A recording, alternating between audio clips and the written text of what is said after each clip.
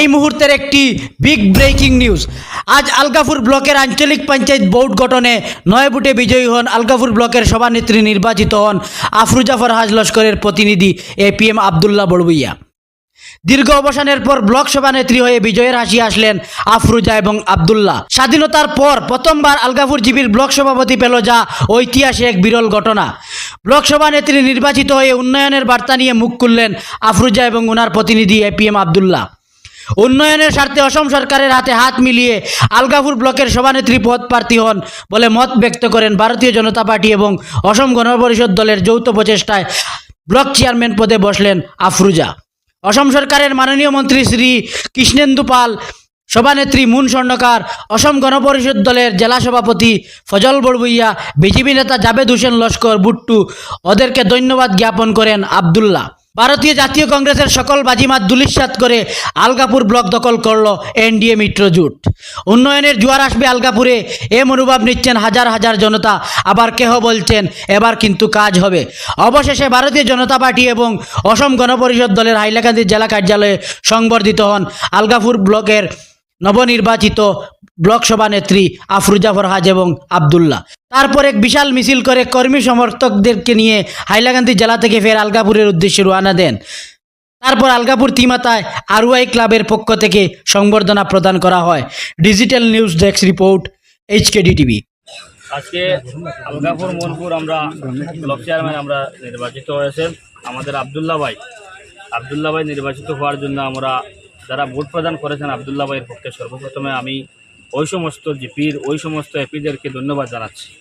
তারপরও আমি ধন্যবাদ জানাচ্ছি জনসমর্থকদের যারা আবদুল্লাহ ভাইকে সমর্থন করে আলগাপুর মোহনপুর জিপি থেকে প্রথমে আঞ্চলিক পঞ্চায়েত নির্বাচিত করেছিলেন, এবং তারপর আমি ধন্যবাদ জানাচ্ছি ওদেরকে যাদের সমর্থনে আলগাপুর ব্লকের চেয়ারম্যানের মতো একটি চেয়ারে আবদুল্লাহ ভাই বসতে পারে।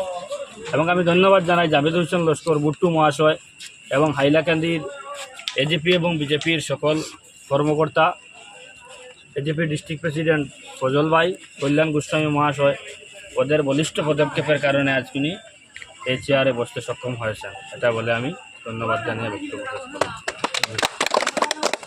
আজকে যে আফরুজা ফরহাদ লস্করের প্রতিনিধি আবদুল্লাহ বড়ভুইয়া ব্লক চেয়ারম্যান হয়েছেন, আজকে সাংবাদিক সম্মেলনে সাংবাদিক বন্ধুদের কাছে মাধ্যমে জনগণকে বলতে চাই যে আজকে আমরা আমাদের মোহনপুরের গৌরব, মোহনপুরের আদর্শ বাপের আদর্শ সন্তান আমরা যে মোহনপুরে আমরা যে পেয়েছি, আমাদের মোহনপুরের মানুষের গৌরব, সঙ্গে শুধু আমাদের গৌরব নয় আলগাপুরের মানুষেরও গৌরব। কারণ আমরা মোহনপুর থেকে বেশি ভোট দিয়ে ওনারা জয়যুক্ত করাতে আমাদেরকে অনেক সাহায্য করেছেন।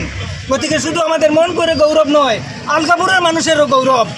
শুধু আলগাপুরের মানুষের নয়, হাইলাকান্দির গৌরব যে একজন যুবক, কম বয়সর একজন ছেলে যে এতটুকু আগ বেড়েছে, বিপুল ভোটে জয়যুক্ত হয়েছে, প্রায় 3000 বেশি ভোট পেয়ে জয়যুক্ত হয়েছে।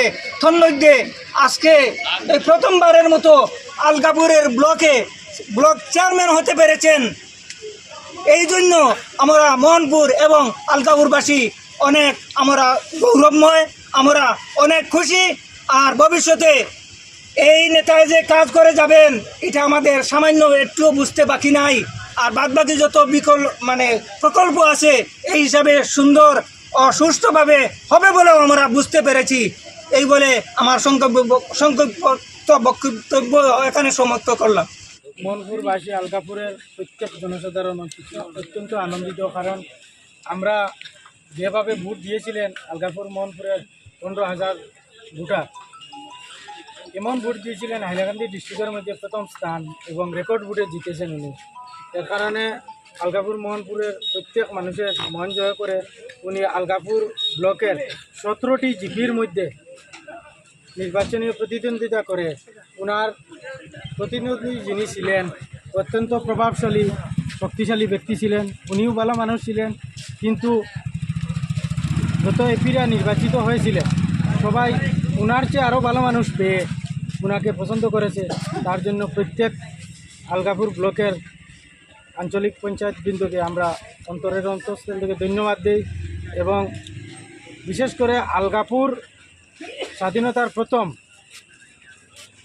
ব্লক চেয়ারম্যান হয়েছেন, তার জন্য আলগাপুরের মানুষও অত্যন্ত আনন্দিত। কারণ স্বাধীনতার পরে আর কোনোদিন আলগাপুরে ব্লক চেয়ারম্যান হয়নি, কিন্তু আমরা মনপুরে পেয়েছি, কিন্তু আলগাপুরবাসীরা পায়নি। তার জন্য আমরা নিজের পক্ষ থেকে গ্রামবাসীরা প্রত্যেকে ধন্যবাদ জানাই।